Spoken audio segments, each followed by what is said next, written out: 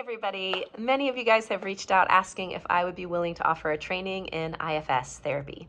So only the IFS Institute can offer formal training in IFS, so I tend to direct people there.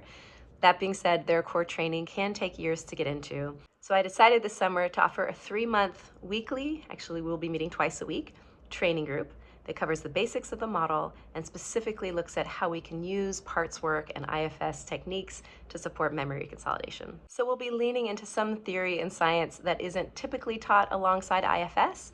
In fact, I'm going to feel free to draw on sort of everything I've learned over 25 years of studying experiential therapies.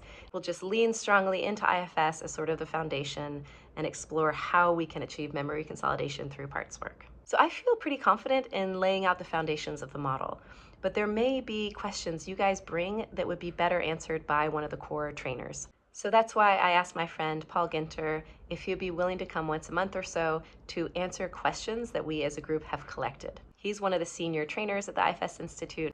That will be such a gift to us because not only is Paul a wonderful human, but he's been doing IFS for 30 years and he specializes in teaching IFS, whereas I specialize more on how to integrate between models.